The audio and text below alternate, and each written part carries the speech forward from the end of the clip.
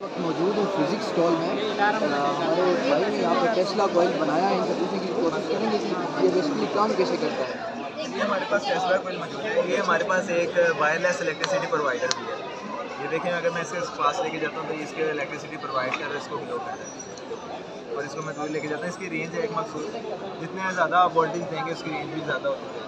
यहाँ पे मैंने इसको एक पीछे से एसी करंट दे रहा हूँ, वो एसी करंट यहाँ पे डीसी में कन्वर्ट हो रहा है। वो डीसी करंट आगे एक कैपेसिटर अटैच है मेरे साथ, उसको चार्ज कर रहा है। अब डीसी करंट क्या करता है, उसे कभी चार्ज करता है, कभी डिस्चार्ज करता है। उसकी चार्जिंग और डिस्चार्जिंग की वजह से यहाँ पे मेरे पास दो कॉइल्स मौजूद हैं। अच्छा, इसका जो बेसिक प्रिंसिपल है वो मेरे पास Faraday's law of electromagnetic induction है।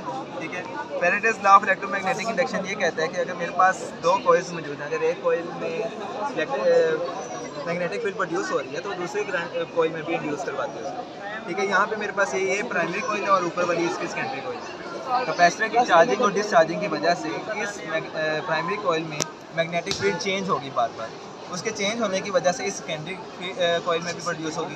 ठीक है, सेकेंडरी कॉइल में प्रोड्यूस होने की वजह से इसमें करंट इंड्यूस होगा और इसके पूरे आगे पीछे मैग्नेटिक फील्ड लाइंस क्रॉस कर यहाँ तक पहुँचेंगी तो वो लाइंस आउटवर्ड बाय स्पेस में यानी कि बाहर की तरफ आने की कोशिश करेंगे और इसके इर्द गिर्द एक रेंज बना दी और इसके पास जैसे मैं लेके जाऊंगा तो ये ग्लो करेगा। इसके अंदर लेके जाऊंगा तो इसकी इंटेंसिटी इंक्रीज हो जाएगी क्योंकि अंदर इंटेंसिटी ज़्यादा है। बोल सकता है ये था इसकी डिस्टेंस डायरेक्टली प्रोपोर्शनल, अगर दूर गया इसकी वो रेंज है। आप इसकी रेंज को बढ़ाना चाहते हैं, ये ऊपर वाले सेट को आप इसके करीब मैग्नेटिक और फिर उसकी रेंज में आते हुए ये एप्लीकेशन आप इसके इस्तेमाल भी करें मोबाइल्स में, जो आपके सिग्नल्स आते हैं इसी के थ्रू आते हैं। तो मैग्नेटिक फ्लक्स चेंज करने के लिए तो वो कॉइल को आगे पीछे नहीं